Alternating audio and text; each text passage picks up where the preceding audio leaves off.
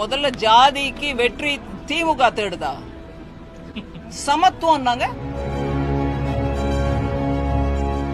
ஜாதி பேருடன் பேரு இந்த தமிழ்நாட்டில் இன்னைக்கும் இருக்குது. ஜாதி விவகாரத்துல இன்னைக்கும் கழிவு, மனித கழிவை குடிநீர்ல சேர்க்கிறது இந்த தமிழ்நாட்டில் தான் நடந்திருக்கு.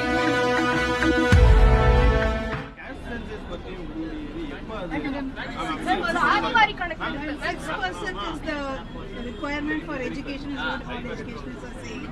Apparently 6% of the budget, yeah, GDP. But then we are not getting it. We're not getting that much.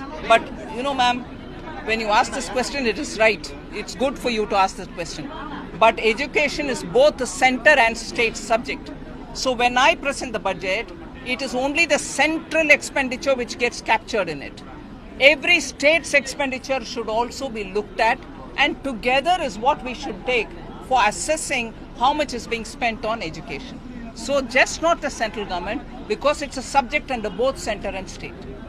ஜாதிவாரி கணக்கெடுப்பு வந்து நடத்தப்படும் மத்திய அரசு அறிவிச்சிருக்கீங்க. சோ வந்து திமுகவுக்கு கிடைத்த வெற்றி அப்படின்னு சொல்லிட்டு அவங்க கிளைம் பண்றாங்க, இந்தியா கூட்டணிக்கு கிடைத்த வெற்றி அப்படின்னு கிளைம் பண்றாங்க. முதல்ல ஜாதிக்கு வெற்றி திமுக தேடுதா? சமத்துவம் நீங்க கேட்ட கேள்விக்கு பதில் சொல்றேன். ஜாதிய பற்றிய விஷயத்தில் திமுக வெற்றி தேடுதா? மத்திய அரசு சென்சஸ்ல நாங்க கொண்டு வரோம்னு சொன்னோம், தப்பு ஒண்ணு இல்ல. பல பேர் கேட்டிருக்காங்க.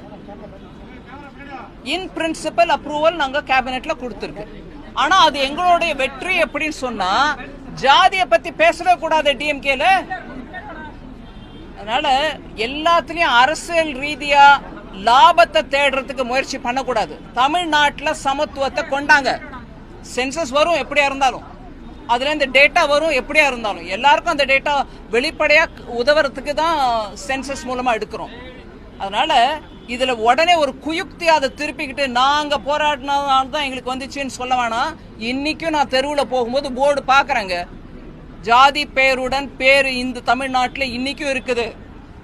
ஜாதி விவகாரத்துல இன்னைக்கும் கழிவு, மனித கழிவை குடிநீர்ல சேர்க்கிறது இந்த தமிழ்நாட்டில் தான் நடந்திருக்கு. எங்கேயும் நம்ம கொஞ்சம் ஒரு விதமா நாங்க நல்லா முன்னேறிட்டு இருக்கோம், வடக்குல சில ஸ்டேட்ஸை பாருங்க முன்னேறல அப்படின்னு சொல்றாங்களே, அந்த ஸ்டேட்ல கூட இந்த மாதிரி மனித கழிப்பை கொண்டு போய் தண்ணியில குடிக்கிற தண்ணீரை சேர்க்கல.